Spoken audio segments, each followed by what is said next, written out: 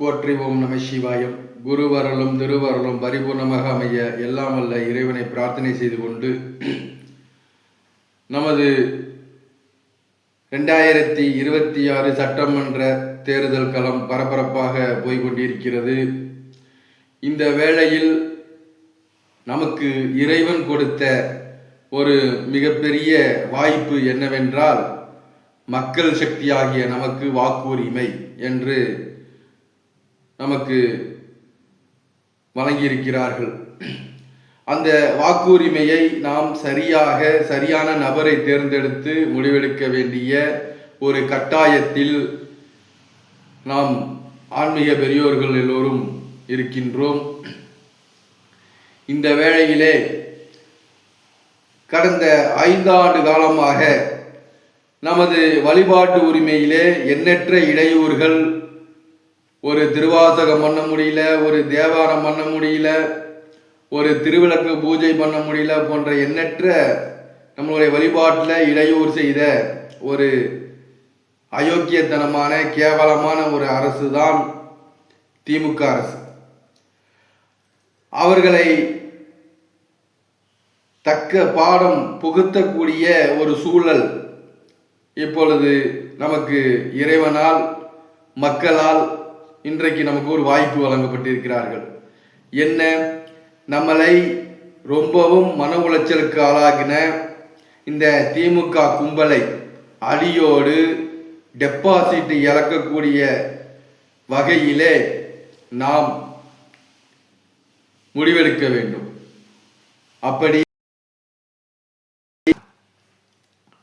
அப்படி முடிவெடுக்க வேண்டும். நம்மளுடைய ஆலயங்களை இடிப்பது, கிட்டத்தட்ட பார்த்தீங்கன்னா இந்த 5 ஆண்டு காலத்தில் ஒரு 1000 மேற்பட்ட கோயில்களை இடித்திருக்கிறார்கள். வழிபாட்டு உரிமையில் உச்ச நீதிமன்றம் தீர்ப்பு வழங்கியும் அதை செயல்படுத்த விடாமல் இவர்களுடைய ஆட்சி அதிகாரத்தை பயன்படுத்தி நம்மளுடைய திருப்பரங்குன்ற மலையிலே தீபம் ஏற்ற விடாமல், இந்த மாவட்ட ஆட்சியாளர் என்று சொல்லக்கூடிய அந்த கைகூலியை வைத்து தீபம் ஏற்ற விடாமல் அரசை முடக்கி வைத்து என்ன அட்டூழியம், என்ன அநியாயம் செய்தார்கள். இதற்கெல்லாம் நம்மளுடைய ஆன்மீக பெரியோர்களும் ஆன்மீக நண்பர்களும் பக்தர்களும் ஒரு கட்டாயம் பாடமும் தீர்வும் கொடுக்க வேண்டாமா? நம்மளுடைய குமுறலை தெரியப்படுத்த வேண்டாமா? சிந்திக்க வேண்டாமா? நீங்கள் யாருக்கு வேணால் வாக்களியுங்கள், ஆனால் இந்த திமுக கூட்டணிக்கு மட்டும் வாக்களிக்காதீர்கள். திமுகவுக்கு மீண்டும் நீங்கள் வாக்களித்து அவர்களை இந்த ஹரியானத்திலே ஏற்றினீர்கள் என்று சொன்னால் இருக்கக்கூடிய கொஞ்ச நஞ்சம் கோவில்களும் வழிபாட்டு தலங்களும் சுக்குநூறாகிவிடும். இப்பொழுது இந்த எலெக்ஷன் வந்ததுக்கு அப்புறம் நம்மளுடைய கோவில்களை இடிப்பதற்கு காரணமாக இருந்தவரும் இந்த மேடை பேச்சியிலே இந்த எம்எல்ஏ எம்பிகளாக இருக்கக்கூடியவர்கள், நாங்கள் கோவிலை இடிப்போம், நாங்கள் அதை செய்வோம், இதை செய்வோம் என்று வாய் சவடால் விட்டவர்கள் எல்லாம் இன்றைக்கு நம்மளுடைய ஆலயத்தில் சென்று விபூதி பூசிக்கொண்டு வேடம் திரித்து கொண்டிருக்கிறார்கள். அவர்களுக்கும் அந்த கோயிலில் இருக்கக்கூடிய அர்ச்சகர்கள் பார்த்தால் சூடு சோரணை இல்லாமல் அவர்களை கோயிலுக்குள்ளே விட்டு அவர்களுக்கு வழிபாடு செய்து மால மரியாதையெல்லாம் செய்து அனுப்புகிறார்கள். இது பார்க்கும் பொழுது மனம் குமுறுகிறது. அவர்கள் வைக்கும் 500, 1000 தட்சணைக்காக இப்படி கேவலமான செயலை செய்யக்கூடிய அந்த புரோகிதர்களுக்கு வன்மையாக கண்டிக்கின்றோம்.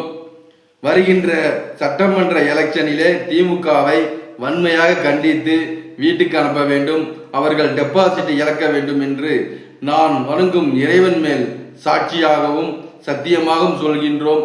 எல்லோரும் மனக்குமுறலோடு இருக்கின்றோம். ஆனால் இவர்கள் மட்டும் கொள்ளையடித்து அந்த படத்திலே கொளுத்து கொண்டிருக்கிறார்கள். அவர்கள் வாக்குறுதியாக தேர்தல் ஆணையத்திலே பச்சை பொய்யாக, பச்சை புள்ளை கூட நம்ப முடியாத சில பொய்களை அவர்களுடைய சொத்து மதிப்பிலே சொல்லிக் கொண்டிருக்கிறார்கள். அதையும் இந்த தேர்தல் ஆணையம் கேட்டுக்கொண்டிருக்கிறது. உதாரணத்திற்கு நம்மளுடைய முன்னாள் முதல்வர் என்று சொல்லக்கூடிய அந்த அயோக்கிய ஸ்டாலின் அவர்கள் சொந்த கார் இல்லை என்று கொடுத்திருக்கிறார்.